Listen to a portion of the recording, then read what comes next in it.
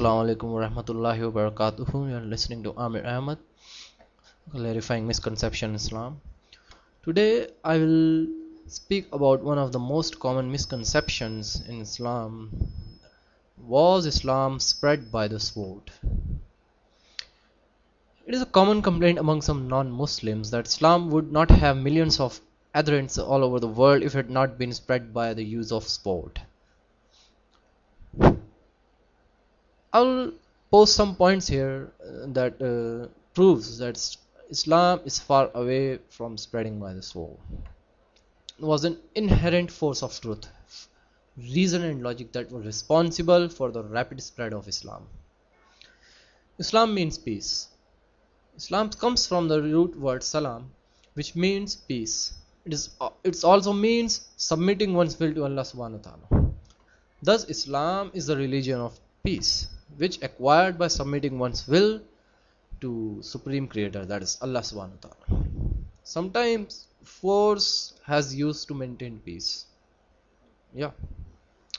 Each and every human being in this world is not in the favor of maintaining peace and harmony. There are many who would disrupt it in their own vested interests. Sometimes force has to be used to maintain peace. It is precisely for this reason that we have the police who use force against criminals and antisocial elements to maintain peace in the country. Islam promotes peace. At the same time, Islam exhorts its followers to fight where there is oppression. The fight against oppression may at some times requires to use force. In Islam, force can only promote peace and justice. I want to discuss the opinion of one historian named D. Lacy O'Leary. He writes in his book, and he writes that the best reply to the misconception that Islam was spread by the sword is given by noted. And in his book, the name Islam at the Crossroads, on page number 8, he writes, history makes it clear, however, that the legend of fanatical Muslims sweeping through the world and forcing Islam at the point of the sword upon conquering races is one of the most fantastically absurd myths that historians have ever repeated. Let's analyze logically what the history says about that. We know Muslims ruled Spain for 800 years. We know from the history. Muslims ruled Spain for more than 800 years. The Muslim in Spain never used the sword to force the people to convert. Later the Christian Crusaders came and Spain and wiped out the Muslims. There was not a single Muslim in Spain who could openly give azan, that is the call for prayers. And Muslims were the lords of Arabia for 1400 years. For a few years Britishers ruled, and for a few years the French ruled. Overall, the Muslims ruled Arabia for 1400 years. Yet today there are no less than 14 million Arabs who are Coptic Christians, that is Christians since generations. Yet today there are 14 million Arabs. So it's a proof that Muslims never use sword to convert them to Muslims, and they can do it easily. Even today they can use it, but they can't. Let's talk about India. The Muslim ruled India for about no less than 1000 years. If they wanted, they had the power to converting each and every non-Muslim to India to Islam. Today more than 80% of the population of India are non-Muslims. All these non-Muslims in India are bearing witness the day that Islam was not spread by sword. Let's talk about Malaysia and Indonesia. Indonesia is a country that has the maximum number of Muslims in the world. The majority of the people in Malaysia are Muslims.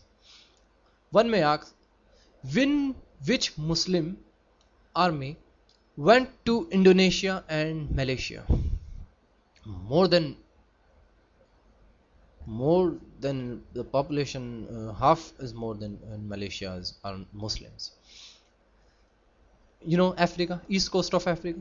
Similarly, Islam has spread rapidly on east coast of Africa. One may again ask, if Islam was spread by sword, which Muslim army went to east coast of Africa? And I want to share one more view of a historian. That's his name is Thomas Carlyle, Sir Thomas Carlyle. He writes in his book Heroes and Hero Worship that refers to the misconception about the spread of Islam. And he writes, the sword indeed, but where will you get your sword? Every new opinion at its starting is precisely a minority of one. In one man's head alone there it dwells as yet, one man alone of the world believes it, and there is one man against all men. That he takes a sword and try to propagate with that will do little for him. You must get your sword. On the whole, a thing will propagate itself as it can.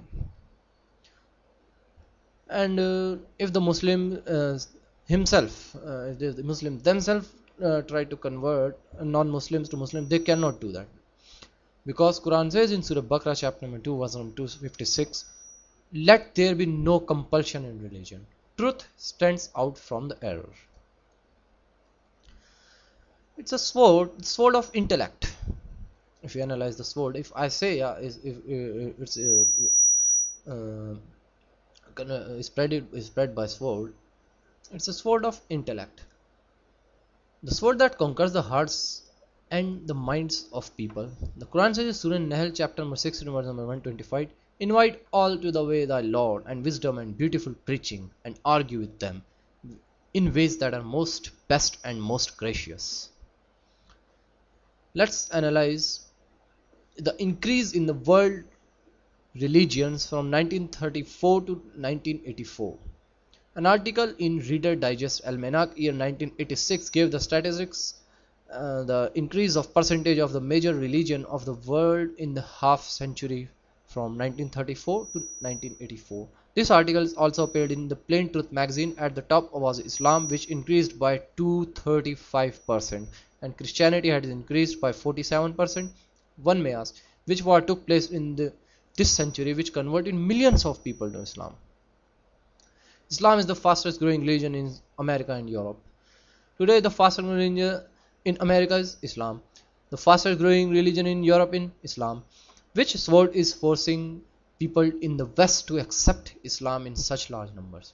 I want to end my talk by saying, sharing one more instance from the historian Dr. Joseph Adam Pearson.